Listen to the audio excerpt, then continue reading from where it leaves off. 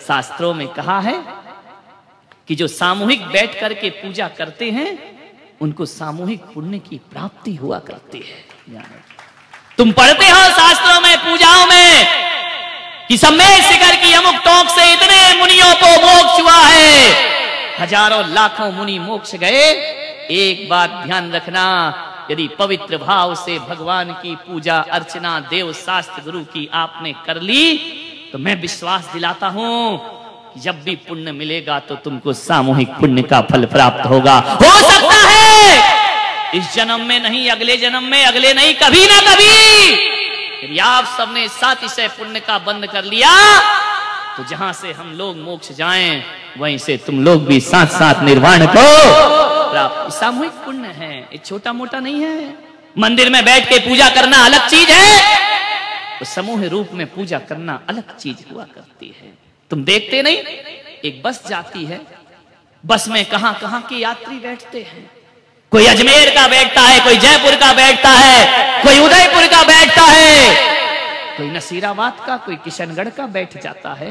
कहां कहां के यात्री आकर के एकत्रित हो गए एक बस में। बस गई, पलट गई, सब मृत्यु को प्राप्त हो गए। एक्सीडेंट हो गया, मौत हो गई। क्यों? कोई कहीं रहता, कोई कहीं रहता, कोई कहीं पैदा हुआ, कोई कहीं पैदा हुआ। मरते समय सब एकत्रित क्यों हो गए? क्योंकि उन्होंने पिछले जन्म में सभी ने मिलकर कोई सामूहिक पाप किया होगा, इस कारण मरते समय सभी एकत्रित हो गए। और हम यहाँ बैठकर सामूहिक पुण्य कर रहे हैं। जब भी पुण्य का फल प्राप्त होगा सब एकत्रित हो जाएंगे, एक साथ आकर के वहां पर बैठ जाएंगे। ध्यान रखिए, ये कर्म है, छोड़ते नहीं है किसी को। ईमानदारी से, जितनी ईमानदारी होगी उतने नंबर आपको मिलेंगे। नंबर से मतलब आपके अकाउंट में आपके बैलेंस जमा होगा। ध्यान रखिए, बेईमानी होगी, पुलक सागर का कोई हानि नहीं है, तुम्हारी अपनी हानि है। ध्यान रखिए, दिन भर पानी नहीं पीना है, सुबह भोजन मिलेगा, शाम को एक आसन करो तो फिर एक आसन करो। ये क्या है ढोंग कि एक आसन भी कर लिया और शाम को भी खा लिया, तो काहे का एक आसन, वो तो दो आसन हो गया। हमने कहा ऊनोदर, तुमने कर लिया दूनोदर, डबल लेकर के आ गए। इच्छाओं को जीतिए, घबराइए नहीं। हमने कहा दिन भर पानी नहीं पीना, कई महिलाओं की आंखें फट गई हैं। पहले से क्यों संकल्प करते हो कि पिएंगे? प्राण संकट में आ जाएं, कष्ट हो जाए, जब कुछ रास्ता ना दिखे तब वो मार्ग पकड़िए। ध्यान रखना, दो तरह के लोग होते हैं धरती पर, दो तरह के लोग होते हैं, दो तरह के रास्ते होते हैं। एक अच्छा रास्ता होता है और एक बुरा रास्ता होता है। अच्छा रास्ता शुरू में कठिन लगता है लेकिन उसका परिणाम बहुत अच्छा आता है, और बुरा रास्ता चलते समय तो अच्छा लगता है लेकिन परिणाम बड़े घातक सिद्ध हुआ करते हैं। बुरे रास्तों से आज तक किसी को अच्छा परिणाम नहीं मिला है, चाहे लादेन हो, चाहे सद्दाम हो, चाहे रावण हो, चाहे कंस हो। कि जब जीते थे तो रास्ता बुराई का इन्हें बहुत अच्छा लगता था, लेकिन रिजल्ट आपने देखा है क्या आया इनके जीवन में। गलत का रिजल्ट कभी अच्छा नहीं आ सकता है, अच्छे का रिजल्ट कभी गलत नहीं आ सकता। ध्यान रखना, पश्चाताप होना चाहिए, गिलानी होना चाहिए, घृणा हो जाना चाहिए हमें अपने जीवन से। दो रास्ते, एक सरलता का रास्ता और एक कठिनाइयों का रास्ता। और जब जब मेरा मन कठिनाई के रास्ते को छोड़कर सरलता का रास्ता पकड़ता है, तब तब भीतर से ग्लानि होती है कि मैंने सरलता का रास्ता क्यों स्वीकार। जीवन तो कठोर साधना है, साधना करिए अपने जीवन में, शक्ति को जागृत करिए।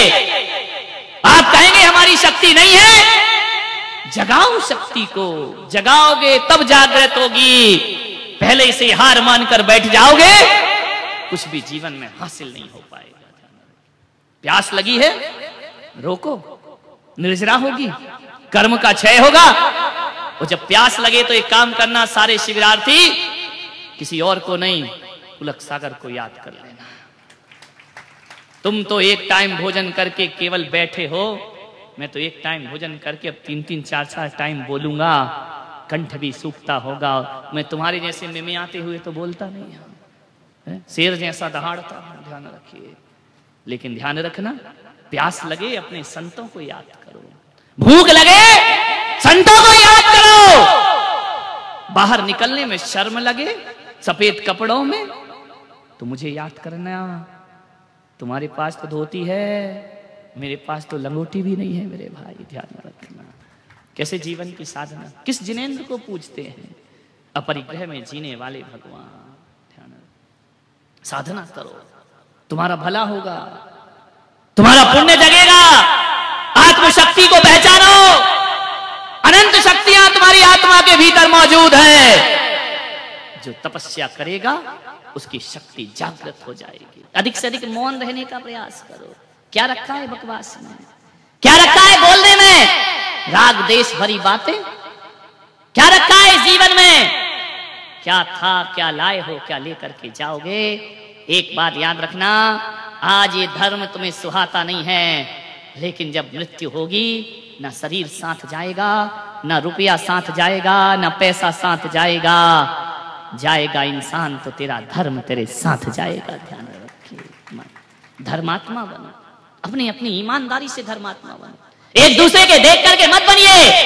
आप कितने ईमानदारी से इस व्रत का पालन कर सकते हैं? मैं तो चला जाऊंगा एक दिन यहां से, लेकिन एक बात याद रखना, आपने जितनी सच्चाई से धर्म किया है, मैं माध्यम रहूंगा, लेकिन आप देखेंगे कि आपके जीवन में किस तरह से परिवर्तन आया करता है, किस तरह का पुण्य संचय होता है। सौभाग्य, अरे ये मत सोचो, सौभाग्यशाली वो नहीं होता जो घर गृहस्थी में फंसा रहता है, सौभाग्यशाली वो होता है जो घर गृहस्थी छोड़कर। आज बोलिए ये सब नहीं होता? इतने लोग बैठकर यहाँ पूजा कर रहे होते, इतने लोग बैठकर सादगी का जीवन जी रहे होते।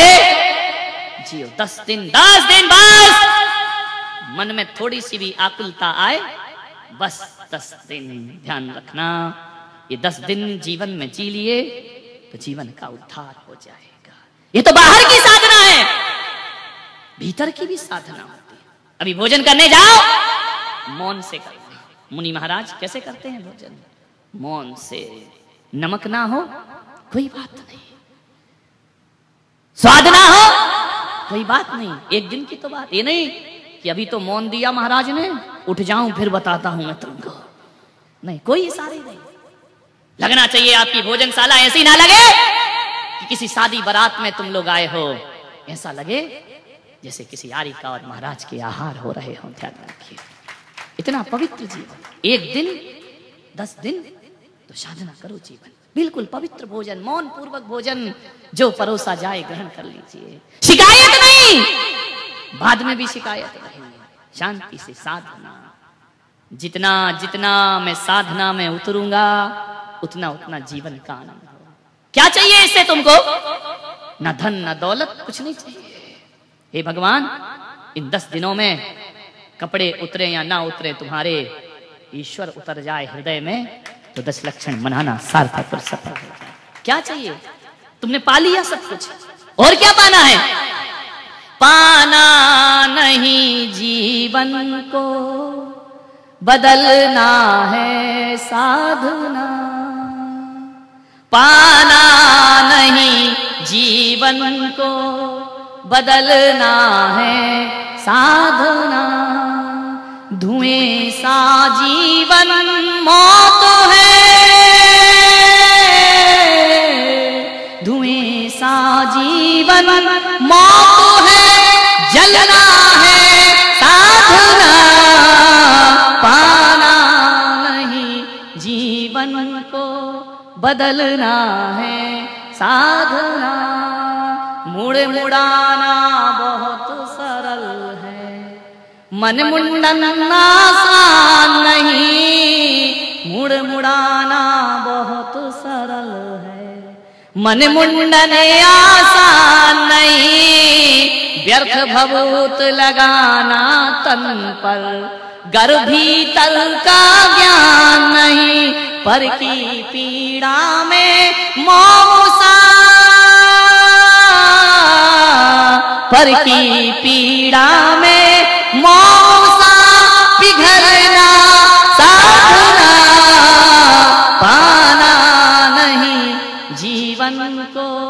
बदलना है, साधना साधना करिए, कुछ नहीं पाना है, जीवन को बदलना है, विचारों को बदलना है, जीवन जीने की शैली को बदलना है।